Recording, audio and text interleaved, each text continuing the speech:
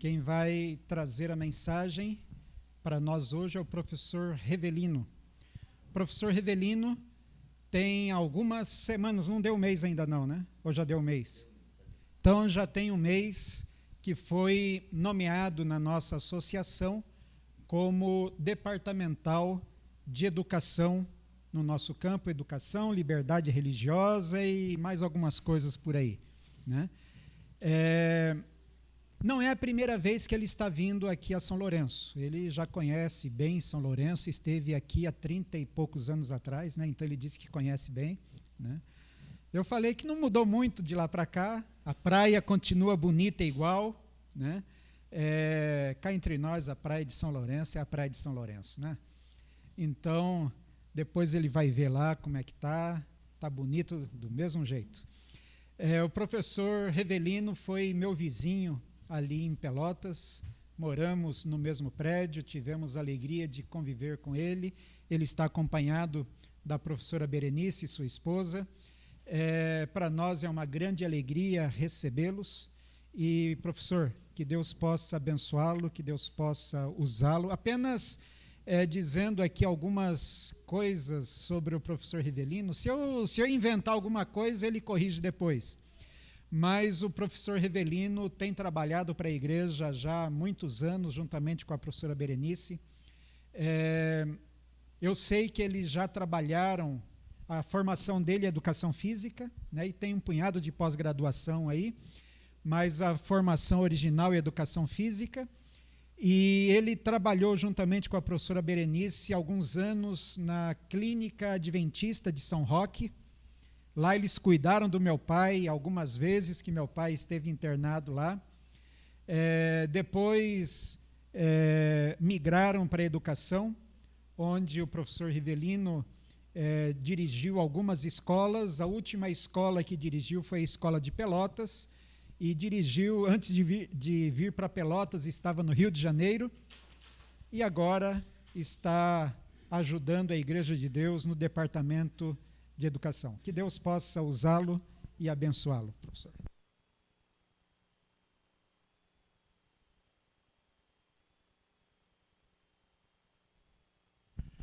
Muito obrigado, pastor Lícios. Bom dia a todos.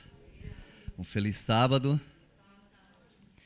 Para mim é um prazer e uma alegria poder retornar à igreja de São Lourenço do Sul. Tem alguém aqui da igreja que há 33 anos já estava aqui nessa igreja? Era membro aqui dessa igreja? Não? Tem? Tem alguma... Éramos jovens na época, né? Há 33 anos atrás. Eu estudava no IACS nessa época, cursava o ensino médio, primeiro ano do ensino médio. E viemos comportar aqui em São Lourenço, eu e mais alguns colegas, e passamos alguns dias aqui em São Lourenço. E eu lembro que eu preguei aqui nessa igreja há 33 anos atrás. E lembro de algumas coisas, assim, sabe aqueles flashes que ainda passam aqui, né, tem gravado na mente, no subconsciente, alguns flashes e algumas imagens da igreja aqui de São Lourenço há 33 anos atrás. Eu lembro de uma família que nos acolheu aqui, a família Leitsky. Dr. Silvio está presente hoje aqui, Dr. Silvio Leitsky. Não? Mas é membro da igreja aqui ainda. Eu tive o prazer de reencontrar o Dr. Silvio ali em Pelotas no ano de 2000, início, se eu não me engano, ou final de 2019, início de 2020, no encontro de lideranças aqui da região sul. Alguém cutucou no meu ombro e falou: olá, professor Revelino, eu sou o Dr. Silvio de São Lourenço, lembra de mim? Eu falei: claro que eu lembro. No ano, nós já estamos aqui no mês de julho, se eu não me engano, de 88. Tu não era nem nascido ainda, professor Wesley? Pois é. Com a maioria, talvez, dos que estão presentes hoje aqui, né? E no ano seguinte, o César Leitz, que foi estudar no IACS, que era o filho do Dr. Silvio, né? E fomos colegas de quarto ali, durante aquele ano no IACS. Como eu disse, eu estive aqui no mês de julho, mas encantado, obviamente, com a praia aqui de São Lourenço. Guri de 18, 17, 18 anos. A gente resolveu entrar nessa praia aí. Eu tomei banho nessa praia no mês de julho. estava gelado. Lembro que era um domingo de manhã e nós entramos aí, mas os colegas ali entramos, vamos entrar na praia? Vamos entrar na praia, né? O jovem, o gurizado, sabe que não gosta de ser desafiado. Desafiou e nós fomos. E eu lembro, nunca mais voltei aqui, não sei se ainda tem, mas lembro na praia que nós fomos, você entra, a praia demora para afundar, né, ela vai rasinha, e tem umas pedras assim, que ficam fora da água, ainda tem.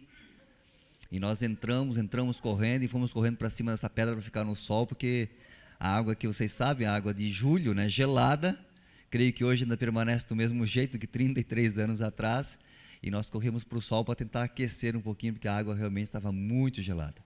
Mas foi bom, né? Foi bom a gente ter experimentado a água aí da praia de São Lourenço do Sul. É um prazer podermos voltar aqui nesta manhã e poder reencontrar a igreja. Não vamos lembrar se estávamos juntos aqui, irmão, naquele dia que nós pregamos aqui. 33 anos, para lembrar disso, é muita coisa, né? É muito tempo. Mas Deus tem conduzido a nossa vida, como o pastor Lícios mencionou, faz por volta de 30 anos que nós servimos a igreja. Uma boa parte desses anos nós servimos na área da saúde, trabalhando na Clínica Adventista de São Roque, hoje Clínica Adventista Vida Natural, interior de São Paulo. Foi onde eu conheci a dona Berenice, há 30 anos atrás, mais ou menos, né? 30, 31 anos atrás. E trabalhamos lá durante 18 anos, 19 anos, servindo a Deus ali na área da saúde. Depois, algum tempo, trabalhamos na área de educação e saúde, trabalhando nas duas áreas, até que migramos 100% para a área da educação. E só temos a agradecer a Deus pela maneira como Ele tem conduzido a nossa vida até aqui. Temos 2 filhos, 2 lindos filhos, só não são mais bonitos que os filhos de vocês, mas o caçula hoje já tem 23 anos de idade, a menina mais velha tem 27, só olhando para mim essa cara de novinho assim, mas já tem uma experiência, tem uma carga aqui nas costas, né? Mas nós casamos cedo, casamos com 20 para 21 anos de idade, tivemos filho logo em seguida, né, após o casamento, ali já no primeiro ano de casamento nasceu a nossa primeira filha, foi bênção, e nossos 2 filhos hoje vivem longe de nós, estão morando nos Estados Unidos, mas Deus tem conduzido a vida deles lá e somos agradecidos por isto. Assumimos aí há um pouco mais de um mês o departamento de educação da Associação Sul-Rio-Grandense e confiamos em que Deus está no controle de todas as coisas e que a obra é dele, é que é ele quem conduz. Nós somos apenas instrumentos de Deus para cumprir a obra dele aqui. Temos um grande desafio para 2022, já programando, né, para a educação, para quem já trabalhou ou trabalha na área da educação, sabe que virou agosto, virou julho, já é 2022, já é o ano seguinte, né? O nosso calendário já na cabeça já muda, já é 2022. Então, na educação, nós só falamos agora em 2022. 2021, já está tudo ajustado, tudo certo, agora é 2022. Temos o desafio de matricular na associação 5.969 alunos. São 9 unidades escolares e estamos orando aí para que Deus nos dê essa bênção. É o número que nós sonhamos. Eu sei que Deus já sabe quantos alunos nós teremos no dia 20 de março de 2022 e é o sonho de Deus que será realizado e não o nosso. Talvez Deus tenha bênçãos maiores do que essas para nos dar. Então nós oramos para que o sonho de Deus se concretize. O nosso sonho é esse, 5.969 alunos. Hoje nós temos por volta de 5.400 alunos, mais ou menos. Então, o objetivo é crescer aí por volta de 10% para a honra e glória de Deus. Peço que vocês orem pela nossa campanha de matrículas. Não tenho dificuldades de falar sobre a nossa campanha de matrículas no sábado de manhã no púlpito da igreja, porque para a educação adventista a campanha de matrículas não é uma campanha comercial, é uma campanha evangelística. Porque o objetivo da educação adventista é conduzir as crianças e seus familiares aos pés de Cristo, é levar o conhecimento de Jesus Cristo. Ellen White diz que o principal objetivo da educação adventista é restaurar na criatura a imagem do Criador. Esse é o principal objetivo da educação adventista, que é o mesmo objetivo também da igreja, não é verdade? Então, eu não tenho nenhum receio em falar da nossa campanha de matrículas no púlpito, no sábado de manhã na igreja, porque entendo não como uma campanha comercial, mas sim uma campanha evangelística. Coloque na sua agenda de oração e, se possível, ore todos os dias em favor desses 5.969 alunos, pelo menos. Na realidade, nós sonhamos com 6.000, vamos arredondar aí, né? 31 alunos a mais, uma turminha a mais repartida nas escolas, não vai ser tanto assim. Sonhamos com 6.000 alunos para a honra e glória de Deus. Tá? Então, orem, por favor, para que a obra da educação também se realize aqui na nossa associação e que muitas pessoas, muitas famílias possam ser alcançadas pelo amor de Deus. Quando nós falamos em por volta de 6.000 alunos, nós estamos falando por volta de 20.000 pessoas a serem alcançadas. Porque são 6.000 alunos. Aí vamos considerar o pai, a mãe, o avô, a avó, o tio, a tia, que acabam se envolvendo na educação, que participam dos eventos, das coisas que acontecem na escola. Nós temos aí um grupo de aproximadamente aí 18 a 20.000 pessoas a serem alcançadas através da educação adventista. Que Deus Ele seja honrado e glorificado através do trabalho de todas as pessoas que se dedicam a esta obra tão grandiosa. Queridos, gostaria de convidá-los a abrir a sua Bíblia em Êxodo no capítulo 14, para a nossa meditação de hoje. Êxodo capítulo 14. Quero aproveitar aqui, enquanto você abre a sua Bíblia, para dar as boas-vindas e cumprimentar os nossos amigos e irmãos que assistirão esse culto depois, será postado aí nas redes sociais, né, da igreja. Então, aqueles que acessarão esse culto aí após ser postado, que vocês também sejam abençoados por Deus e que o Espírito Santo toque no seu coração ao assistir essa mensagem de hoje. Com a Bíblia aberta, feche seus olhos, vamos falar com Deus mais uma vez. Senhor nosso Deus, estamos com os nossos olhos fechados, mas com o coração aberto para ouvir a Tua voz, para receber a Tua mensagem nesta manhã. Pedimos que o Espírito Santo nos ajude a compreendermos e a entendermos o que o Senhor quer dizer para nós hoje. Perdoa, Senhor, os nossos pecados, em nome de Jesus. Amém. Amém. Você já enfrentou algum problema na sua vida, alguma dificuldade, alguma questão que parecia ser impossível de resolver? Nós estamos passando aí por uma pandemia, e quantas dificuldades nós passamos, ou conhecemos alguém que passou por algumas dificuldades durante esse período, né? E quantas vezes nós já encontramos algum obstáculo e fomos tentados a pensar, isto não dá, é impossível, não dá para mim, não é possível.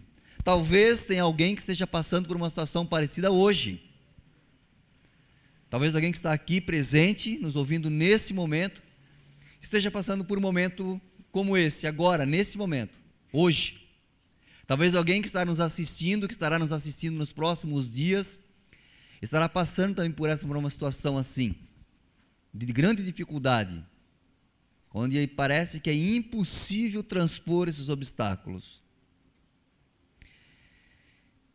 Creio que o que vocês ouvirão hoje aqui da palavra de Deus é uma ótima notícia, se você já passou ou está passando por esse problema. A melhor maneira de nós encararmos talvez isso é pensarmos de que Deus Ele nos prepara, Ele permite algumas dificuldades, algumas situações, para que nós possamos crescer espiritualmente, crescer como pessoas, crescermos como seres humanos. E nós vamos ler aí, em Êxodo, no capítulo 14, uma história, e dessa história nós tiraremos algumas lições para a nossa vida. No capítulo 14, a partir do versículo 8.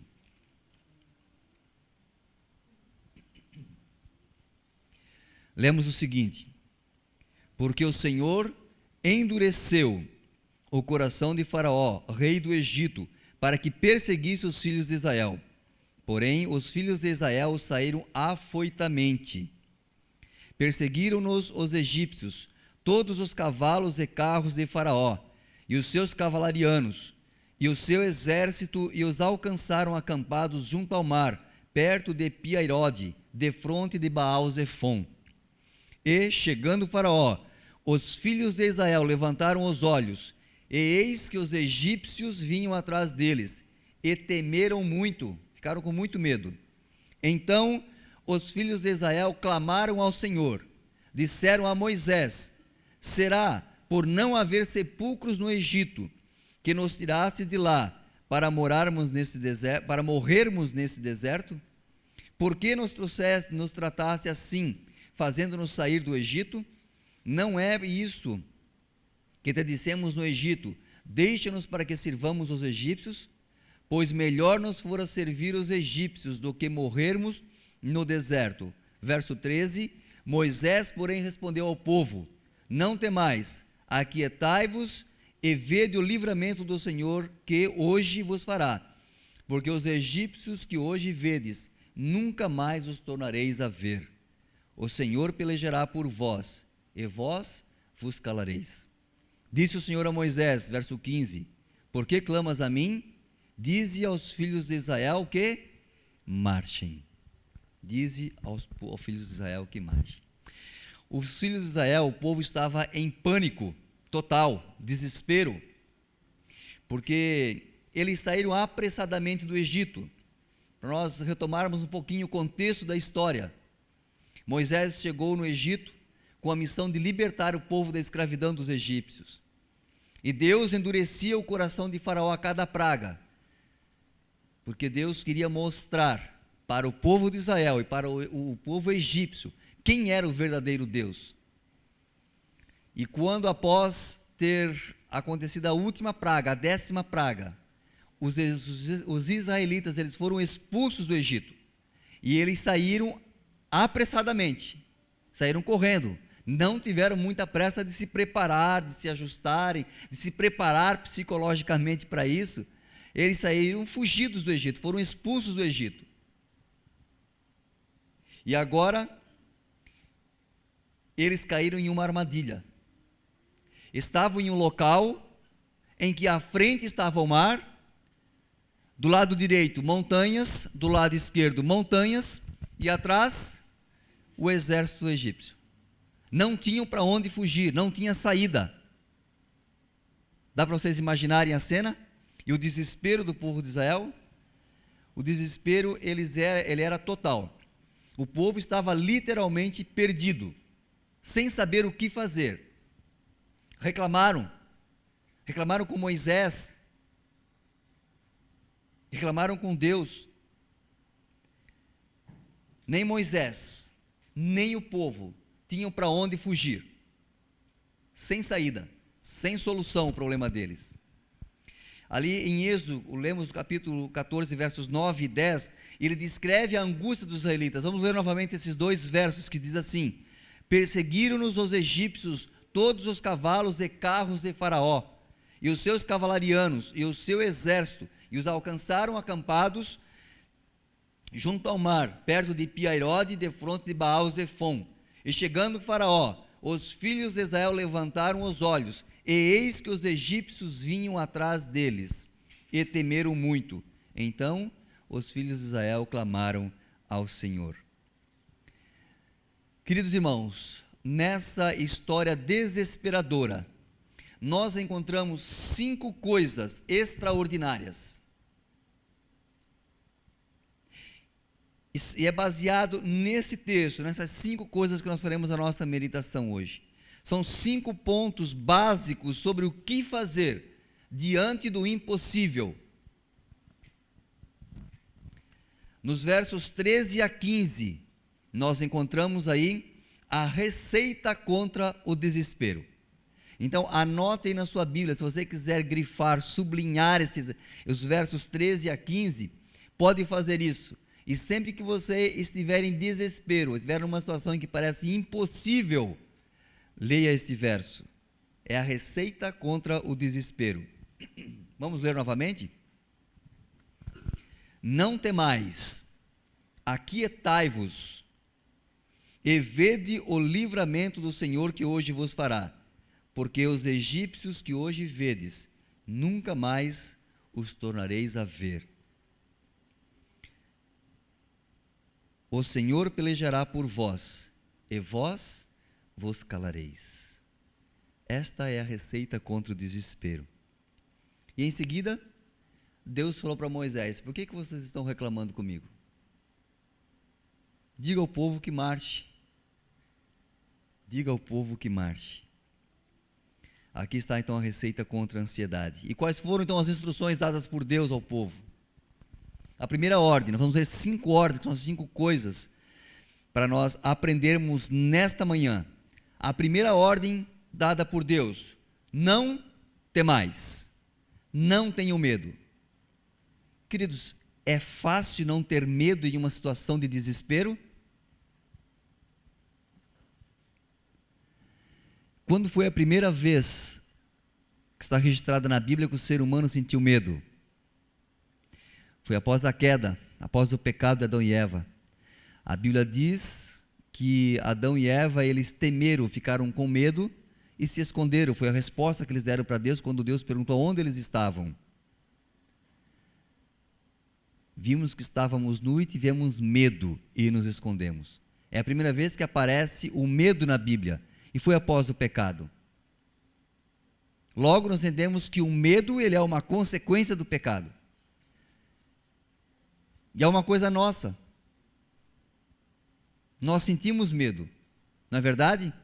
Em alguns momentos, quando nós saímos da nossa zona de conforto, nós sentimos medo.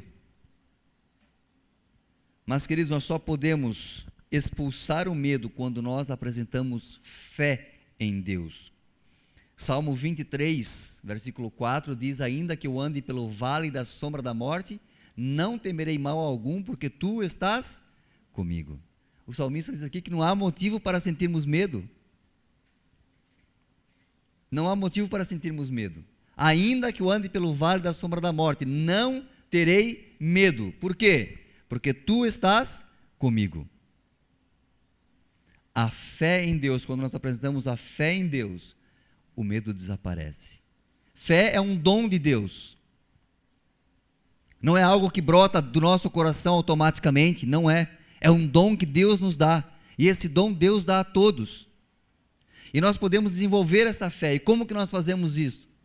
Se você tiver que definir fé, bom, nós temos na Bíblia uma definição teológica de fé. É o firme fundamento das coisas que não se veem, mas que se esperam. É uma definição teológica. Mas na prática, o que é fé? Se você tivesse que definir ou colocar uma outra palavra aí no lugar de fé, que palavra você colocaria? Confiança? Confiança, tá certo. Confiança, fé, também podemos colocar como confiança. Agora deixa eu te perguntar, em quem você confia? Vamos tornar bem prático isso, né? Tirando Deus, aqui na terra, entre os seres humanos, em quem você mais confia? Você não precisa responder, mas pense aí, em quem você mais confia?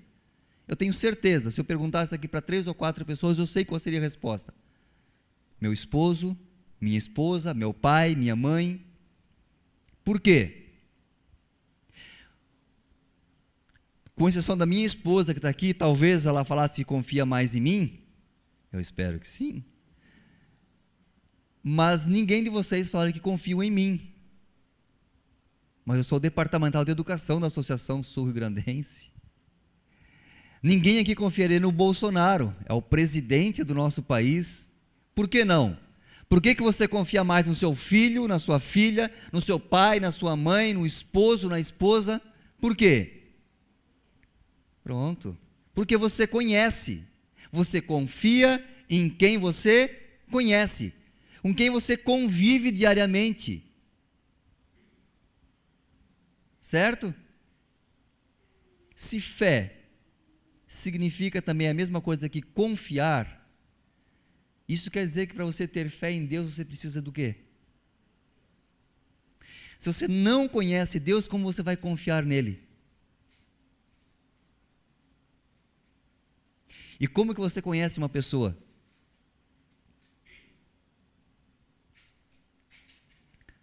Não tem outro jeito a não ser convivendo com ela, conversando com ela, saber do que a pessoa gosta, o que não gosta, o que ela faz, o que ela deixa de fazer, enfim, essas coisas, conversas de amigo, né? Às vezes deixar jogar a conversa fora, enfim. E com Deus é a mesma coisa. Se nós não tivermos uma comunhão diária com Deus, nós não vamos confiar em Deus. Não adianta o seu pastor confiar em Deus e vir aqui na frente e dizer que confia em Deus e que você deve confiar, porque se você pessoalmente não tiver esse convívio, essa convivência com Deus, você não vai confiar em Deus. Você pode dizer que confia, mas na hora que a prova vier, na hora que a coisa apertar para o seu lado, essa confiança vai falhar. Portanto, queridos, para não termos medo, precisamos ter fé. E para ter fé, precisamos ter comunhão, contato com Deus todos os dias. Quando nós confiamos em Deus plenamente, confiamos em que Ele está ao nosso lado e que Ele cumpre as suas promessas, nós poderemos dizer, como o apóstolo Paulo disse lá em Romanos 8:31, se Deus é por nós, quem será contra nós? Se Deus está comigo, eu tenho medo de quê ou de quem?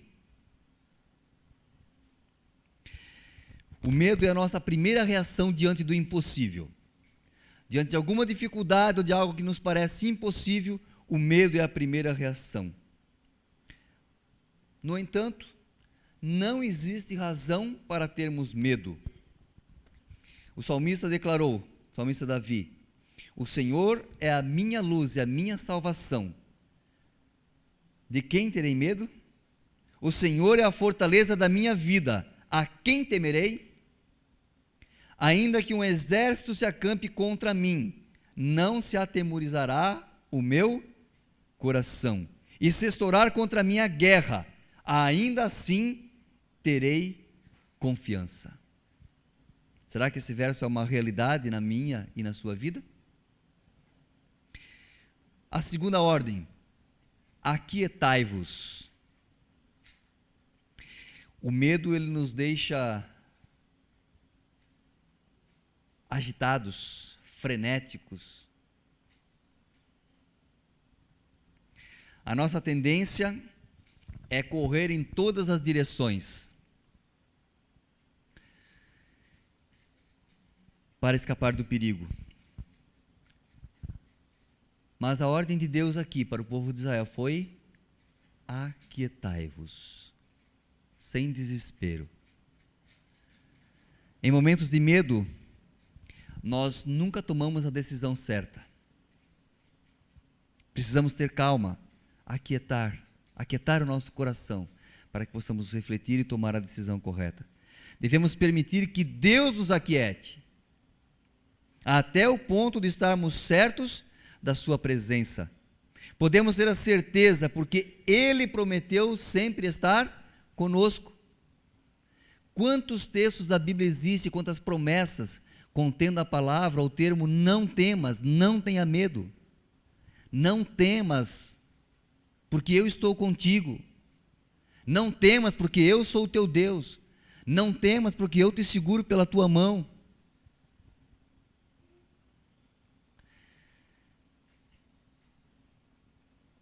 Jeremias, ele foi um homem perseguido, incompreendido, mas um homem que confiava em Deus.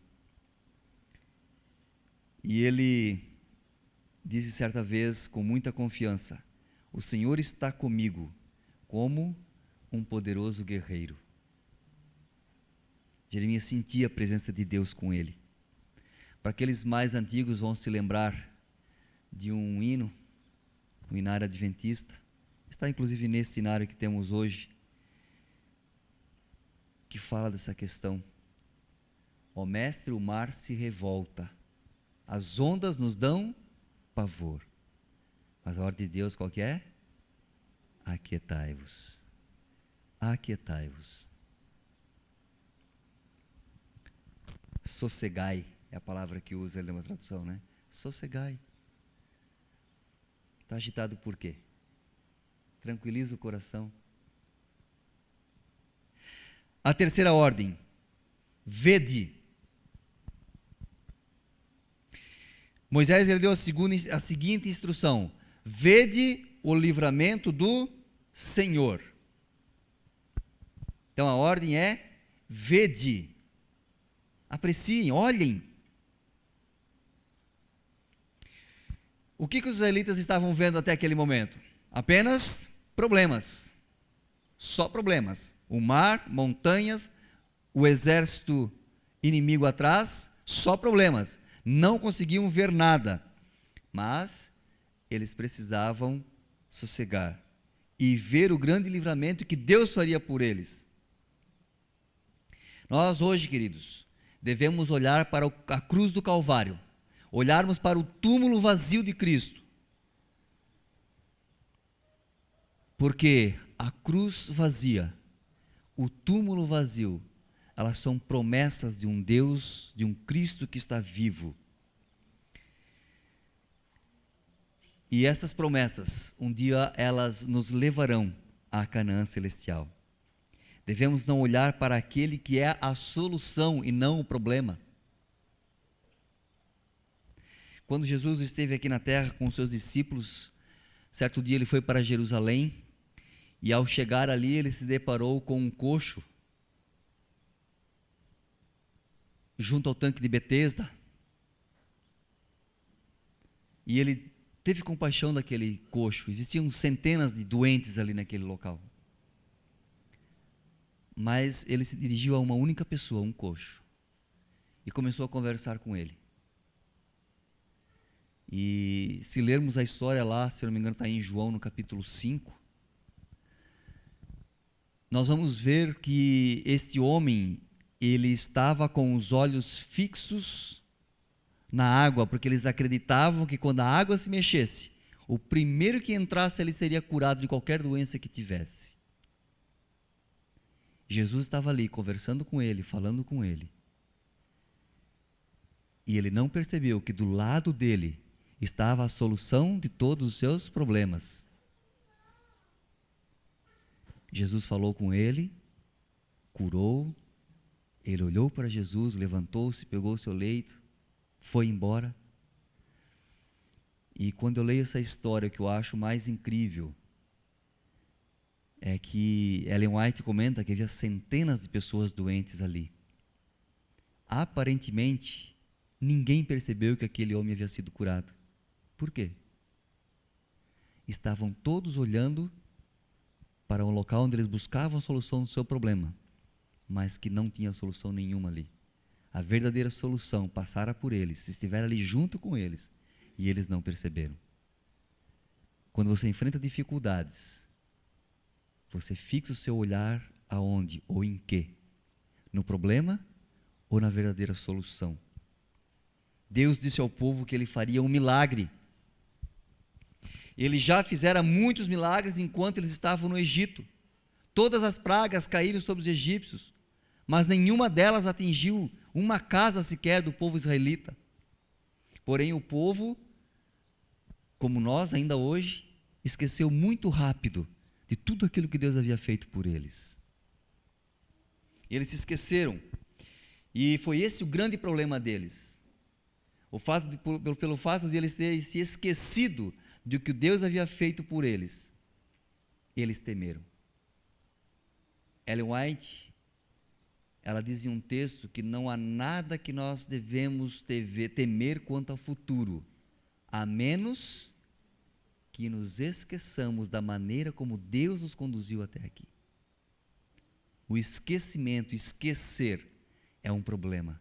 Devemos sempre ter em nossa mente as promessas de Deus, as coisas que Deus já fez por nós. Por isso Deus deu a instrução para o povo de Israel, está lá em Deuteronômio, dizendo que o povo, os pais, eles deveriam inculcar na mente dos filhos a lei de Deus, as coisas que Deus havia pedido para que eles ensinassem, que falassem nela ao levantar, ao andar, ao correr, ao deitar, enfim, que falassem o tempo todo das coisas que Deus havia feito por eles e colocassem a lei de Deus no seu coração. Não podemos esquecer a maneira como Deus tem conduzido a nossa vida até aqui. A terceira ordem, ou melhor, a quarta ordem, calai-vos. Vocês já perceberam como às vezes a gente fala demais? Falamos muito. E por falarmos muito, às vezes nós não conseguimos ouvir Deus falando conosco. Mas a quarta ordem dada aqui foi: calai-vos, aquietai-vos. Esta ordem ela indica de que Deus iria lutar pelo povo de Israel. E se Deus luta por nós, não há nenhuma dúvida de que devemos nos calar. Não tem nada que a gente possa fazer, nem dar palpite, nem fazer qualquer comentário, nada. Deus vai lutar por nós. Devemos estar atentos às ordens de Deus. Devemos deixar Deus agir, falar e comandar a guerra. O nosso problema, como nós falamos, é que muitas vezes nós queremos tomar a situação nas nossas mãos. Queremos tomar a dianteira da situação. Queremos falar, queremos agir. Mas a ordem é: calai-vos. Isso quer dizer que a última palavra não tem que ser a nossa. A última palavra vai ser sempre a ordem de Deus, a palavra de Deus. A quinta ordem: marchai. Sigam em frente. Mas como seguir em frente se todos os caminhos, todas as possibilidades estão bloqueadas? Como marchar? Como seguir em frente quando nós não vemos nenhuma luz, quando não vemos nenhuma solução? Senhor, você pode estar pensando nesse momento: como andar no teu caminho se eu não consigo ver esse caminho? Está tudo escuro à minha frente, não vejo nenhuma luz, eu não consigo ver esse caminho. Como eu devo andar por ele?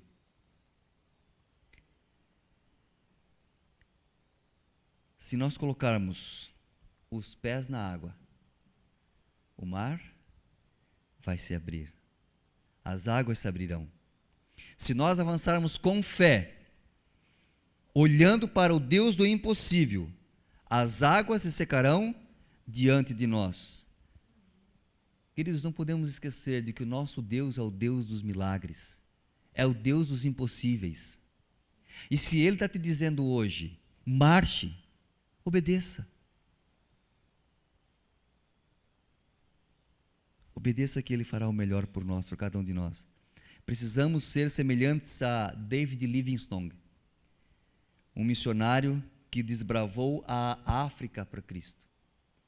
E quando ele foi persuadido pela rainha da Inglaterra a que voltasse ao seu país depois de 36 anos passados no continente africano, Livingstone declarou com ousadia: eu irei a qualquer lugar, desde que seja para frente.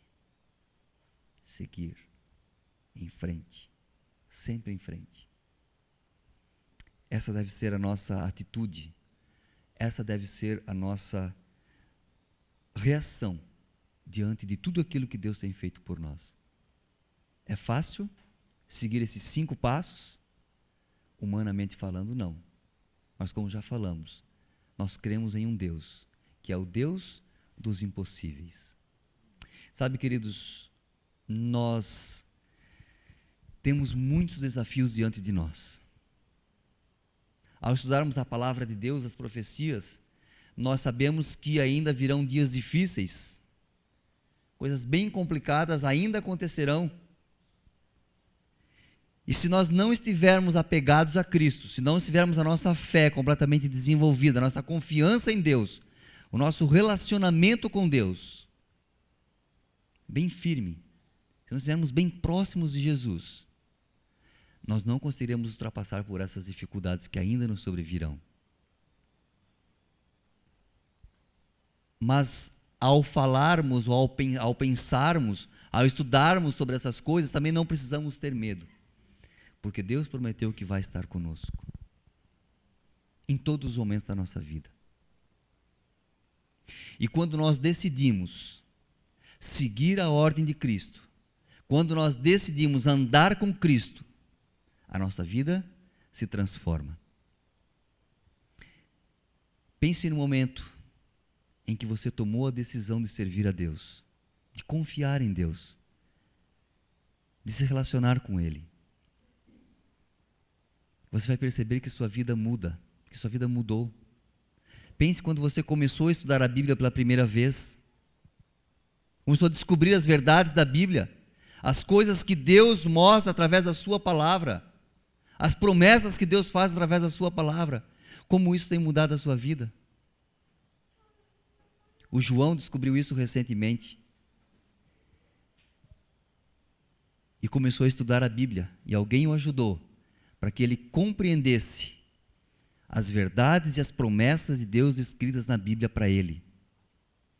E hoje o João dá um passo importantíssimo. O João hoje vem a público dizer de que ele confia completamente em Deus. Ele está mostrando hoje publicamente que ele está entregando a sua vida a Deus. Enquanto você assiste agora e participa desse momento, o batismo do João, eu gostaria de convidar você para que você refletisse na sua vida, na sua experiência pessoal. Como está a sua experiência pessoal com Deus? E que você ore aí em silêncio, em seu favor, para que Deus fortaleça esse relacionamento com Ele. E para que você ore também em favor do João, para que Deus o fortaleça e o mantenha firme sempre neste caminho.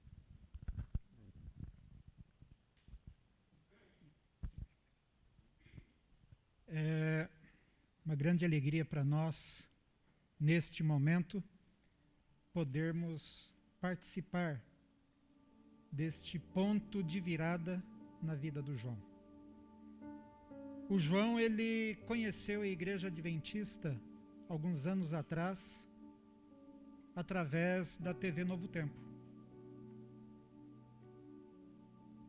Canal aberto que temos aqui, em algum momento ele viu ali na televisão. Depois, aquilo lá passou.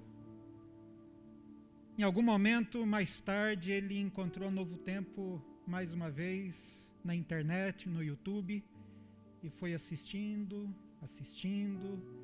lições da Bíblia, Leandro Quadros, e aquilo foi fortalecendo no seu coração até que ele resolveu vir aqui na igreja. E quando ele veio aqui na igreja, ele veio para dizer: eu quero ser batizado. E eu me lembro da primeira conversa que eu tive com o João, e foi aqui na igreja.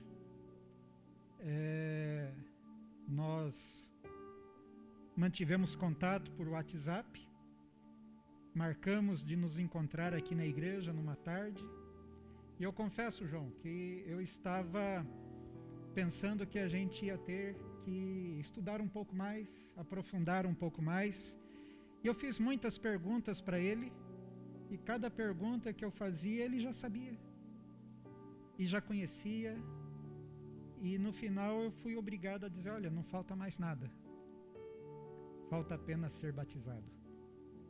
E é para isso que ele está aqui agora, para ser batizado e dar sequência na sua caminhada cristã. Já está integrado ali na classe dos jovens. Ele até me perguntou agora há pouco ali atrás: pastor, o que vai ter à tarde às 5 horas? Porque se você não viu a sala dos jovens ali, no final do culto, se você quiser, você pode ir lá e ver que a sala dos jovens está diferente hoje. Não sei bem, mas me parece que até uma sela de cavalo tem ali. O negócio está diferente. Eu falei para ele: quer saber, João, o que vai ter à tarde? É só vir aí. Então já fica a dica aí para os jovens. Não percam, o programa de hoje vai ser especial. Assim como este momento agora será especial também. E como a gente sempre faz, eu sei que temos aqui alguns familiares do João, eu sei que tem o pai, tem um primo, sobrinho, né? Os familiares, se desejarem chegar aqui mais perto para assistirem mais de perto esse momento, podem vir aqui à frente, ficar aqui na lateral, fiquem à vontade. E eu sei que temos também muitos jovens que gostariam de estar aqui mais próximos. Se quiserem, podem vir aqui à frente também. Eu só peço que fiquem mais aqui na lateral, para que a transmissão que está sendo feita não seja interrompida com as pessoas aqui na frente. Tá certo?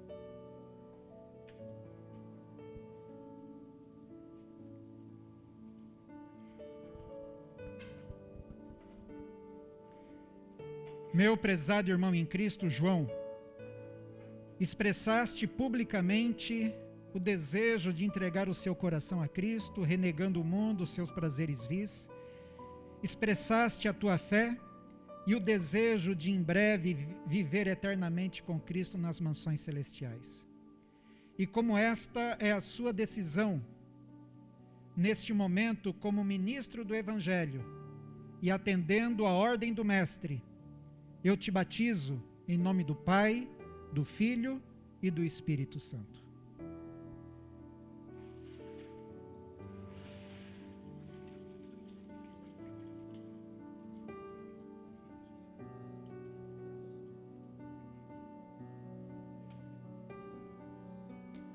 Meu irmão João, agora é aquele momento da entrega do certificado.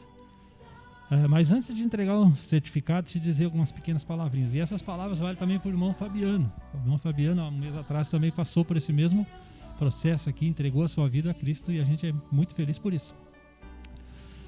Você deve estar muito feliz, eu imagino, né? Porque teu nome está aqui no certificado, né?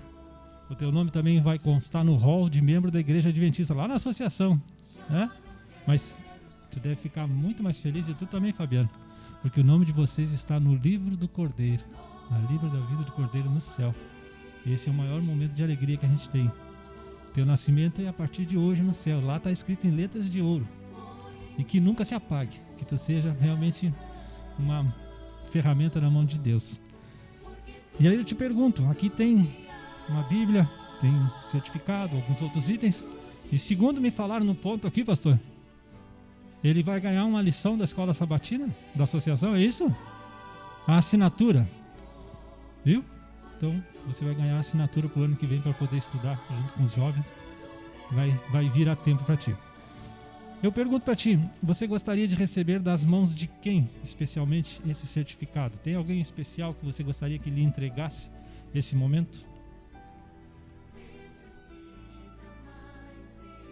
Poderia chamar o pai, então, do... Como é que é o nome do seu pai? Oswaldo? Seu Oswaldo, por favor, seu Oswaldo. Esse é um momento que deve ser de alegria para o senhor também.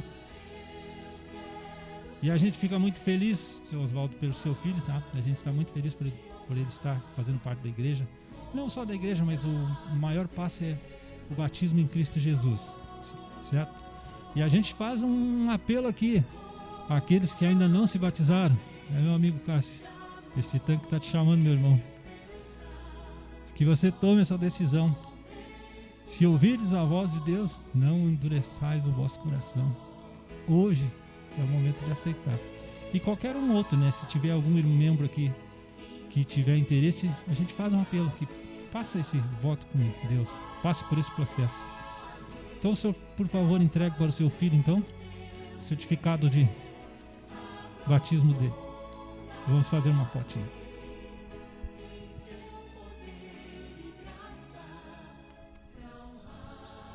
Vale palmas ou não?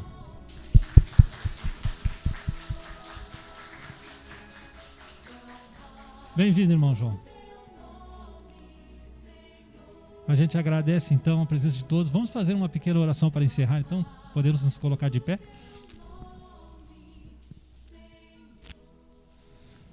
Querido Deus e nosso Pai, agradecidos somos por mais um sábado que o Senhor nos dá, mas principalmente, Pai, pelo privilégio de poder colocar mais um filho Teu nas Tuas mãos. Mas por decisão dele, é lógico. E agora nós ficamos felizes mais ainda porque podemos congregar com nossos irmãos e o Senhor tem nos cuidado até aqui. Agora temos ainda o restante do sábado, temos uma programação à tarde, pedimos que a Tua bênção venha também a nos ajudar, que tudo corra bem, que seja para a Tua honra e para a Tua glória. Ficamos felizes pela ação dos jovens, porque o fruto da nossa igreja, da Tua igreja, Pai, são os jovens. E que o Senhor esteja com cada filho Teu agora que está se dirigindo para casa, acompanhando com os anjos na guarda, que as Tuas bênçãos alcancem aqueles que não puderam estar aqui hoje, que tenhamos um final de sábado abençoado e uma semana também ao teu lado. Nós colocamos tudo nas tuas mãos, sem merecimento, mas pedimos as bênçãos em nome de Jesus. Amém. Um feliz sábado a todos.